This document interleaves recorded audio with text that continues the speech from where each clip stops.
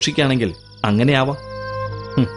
ഞങ്ങളൊക്കെ പച്ച മനുഷ്യരാ, ശരിയും തെറ്റും പറഞ്ഞ് കരഞ്ഞു. നീ മാത്രം വലിയ തത്വജ്ഞാനിയെ പോലെ. എന്റെ വേദനകൾ എന്നും എന്റേത് മാത്രമായിരുന്നു. നാട്ടിലും വിദേശത്തും ജയിലിലും എവിടെയും ഞാൻ ഒറ്റയ്ക്കായിരുന്നു. പക്ഷേ ഇതിനകത്ത് എത്തിപ്പെട്ട വേദന അതൊരിക്കലും എന്നെ വിട്ടുപോകില്ല.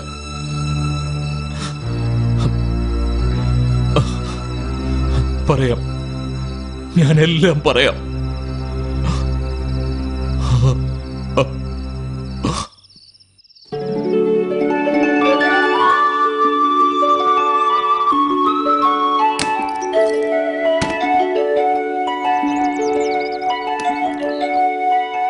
ഉപ്പ, എത്ര നേരായി അവരവിടെ കാത്തിരുന്ന് മുഷിയുന്നുണ്ടാവും. ആ ഞമ്മളങ്ങോട്ട് വിളിക്കാം.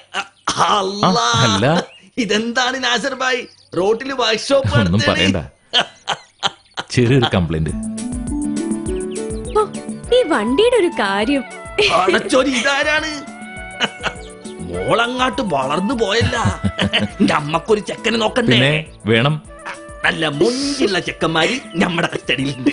പിന്നെ പെൺകുട്ടികൾ ഇക്കാലത്ത് പഠിച്ചിട്ട് കാര്യമൊന്നുമില്ല. നല്ല ചെക്കന്മാര് നമ്മുടെ കസ്റ്റഡിയിലുണ്ട്. ഞമ്മക്കൊന്ന് നോക്കിയാലോ? അല്ലേ? അപ്പൊ അങ്ങനെ ചെയ്യാം. ഇക്കാര്യം നിന്നോട് പറയണ്ട, ഞാൻ ഏറ്റു ഉറപ്പിച്ചു.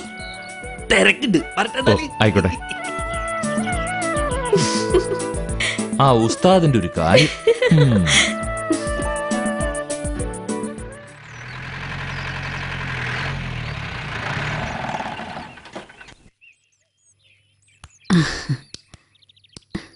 ഇതാണ് ബഷീറിന്റെ വീട്.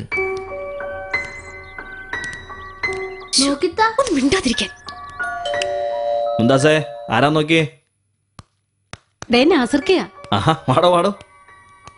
അല്ല, ഞങ്ങളുടെ വീട്ടിലേക്ക് വന്നപ്പോ നീയും കുടുംബം സ്ഥലം വിടുവാണോ?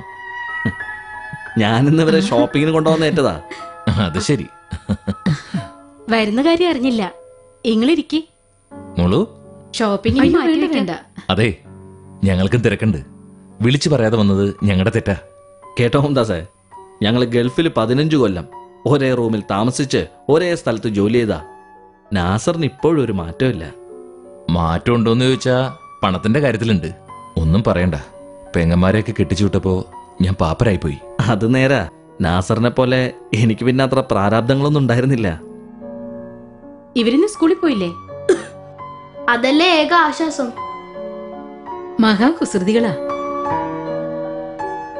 ടെമിനത്താത്ത അങ്ങനല്ലോ. ഈ പ്രവശ്യത്തെ റാങ്കോട് സുഖിപ്പിക്കല്ലേ? ഇവനെങ്ങനെയുണ്ട്? ക്രിക്കറ്റ്, കമ്പ്യൂട്ടർ, അത് കഴിഞ്ഞുള്ള ആഹാരം. എത്ര കാലായിട്ട് വന്നതാ? വന്ന കാലം നിൽക്കാതെ അകത്തേക്ക് ഇരിക്കാം. ഇങ്ങള് കുടുംബമായിട്ട് ഇറങ്ങിയതല്ലേ, ഞങ്ങളായിട്ട് അതിനിടങ്ങേറാവുന്നില്ല. അല്ല, ഷെമീന മോളെന്തൊന്നും മിണ്ടാത്തത്? താത്ത പഠിപ്പ് വേണോ കല്യാണം വേണോ ഉള്ള കൺഫ്യൂഷനില്ല. ഒന്ന് പോടാ. ഞങ്ങളറിയാതെ കല്യാണം ഉറപ്പിച്ചോടോ? ഉറപ്പിച്ചില്ല. എടോ, നമ്മുടെ ഉസ്താദേ മോളെ കണ്ടപ്പോ ചെക്കനെ നോക്കാന്നേറ്റു. അതാ. അത് വേണം. ഉസ്താദിന്റെ പാർട്ടികള് മോശാവില്ല. ഇത്ര പെട്ടെന്ന്? ആര് പറഞ്ഞു ഇത്ര പെട്ടെന്നാന്ന്? 18 കഴിഞ്ഞില്ലേ? നല്ല ആലോചന വന്നാ തട്ടിക്കളയണ്ട. നമുക്കത് നടത്താം. ഞാനൊക്കെ ഇല്ലടോ കൂടെ. അതാ ഒരാശ്വാസം. എനിക്ക് പഠിക്കണം. അതെല്ലാ കുട്ടികളും പറയുന്നതാ. നാസറേ, നിങ്ങളും വാ, നമുക്കൊന്നിച്ച് അടിച്ചു പൊളിച്ച് ഒരു ഷോപ്പിംഗ് നടത്തിയിട്ട് വരാം. എന്താ? എന്നാ പിന്നെ അങ്ങനെ ആവട്ടെ, നമുക്കൊന്നിച്ചിറങ്ങാം. വാ. എത്ര നാളായിട്ടോ കണ്ടിട്ട്. മുടക്ക് പറയണ്ട, നമുക്ക് പോവാം.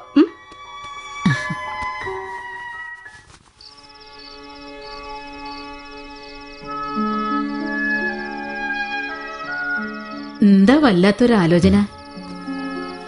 കുട്ടികളുടെ കാര്യം ഓർക്കുമ്പോ ഒരെത്തും പിടിയും കിട്ടണില്ല. അവര് പഠിക്കല്ലേ, അതിനിപ്പോ മുടക്കൊന്നുമില്ലല്ലോ. എന്റെ മനസ്സ് പറയാ, ഈ കഷ്ടപ്പാടൊക്കെ തീരും, തീർച്ച. ഇളയതുങ്ങളുടെ കാര്യം നിൽക്കട്ടെ. ഇന്ന് ബഷീറിന്റെ അവിടുന്ന് ഉസ്താദ് പറഞ്ഞ കാര്യം തള്ളിക്കളയാൻ പറ്റുമോ?